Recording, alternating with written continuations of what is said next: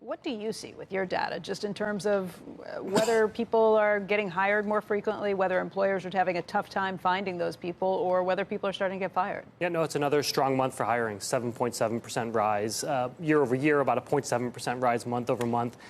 Employers and employees are still feeling like it is a good time to be out there looking, and employers are having a hard time finding people still.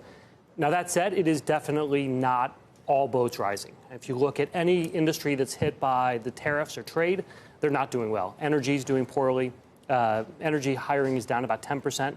Manufacturing is down. Construction, retail is down. But software and IT services, any kind of professional services, they're all up. Am I right in thinking that LinkedIn is going to more closely track white-collar jobs than blue-collar? No, it's not exactly right. We look at all. We have almost all the world's professionals in the U.S. It's especially true. They're on here, and when they change jobs, they're putting it on, and we're tracking what's going on with their profiles, and then we normalize it across all the industries. So what Steve's talking about, just in terms of seeing services be on the rise, but seeing manufacturing maybe under pressure, you see the same thing? Exactly the same. Yep. Marty Musi was here on Tuesday, CEO of Paychex, and he said he's seeing wages rise all across the spectrum, from the lowest quintile earners to the highest quintile earners. Are you seeing the same thing? We don't have that wage data. What we do see, though, is employers going into other markets to try to hire workers. So you can see this change from where it used to be. This was all San Francisco and New York, Seattle, where all the hiring was happening. Now you're looking at these secondary cities where a lot of the big companies are trying to find pools of talent. And I think that... Dan, how does that work, though? Because one of the interesting trends we've seen is that people don't want to move anymore. Yeah.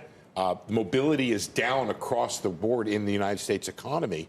Are companies moving out to the employees, or are they giving better packages for the employees to move? No, they're looking across in other places to go find employees. So you can see, like Goldman, when they wanted to start Marcus, they're looking in Salt Lake City. They're looking in Austin, Denver, and you're seeing a lot of young professionals, especially moving to some of these places where the lifestyles are better, where the cost of living is a lot cheaper, and they are settling there, and they've been there for a while.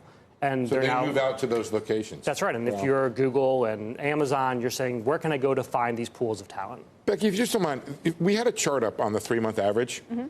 There's 3 stories in that chart, and it's like, would the real employment number please stand up? I know that's an old joke. It really shows my age. It's an old Take a look at that. Okay, so we started the year north of 200,000, and everybody's like, what's going on here? Then things calmed down to be south of 150,000. I was like, oh, that's the right number. And then the jobs market once again defied expectations and came back to around the 175 range. So what do you think's happening? I mean, I think that there is a bounce back. I think the one earlier this year was a bit more than it should be running. I thought that the 150 range was about the right sustainable rate. Look, I've been continuously surprised by the job market, and I'm not going to make any predictions and say it's going to be down. But tomorrow, looking for 190,000 is the expectation.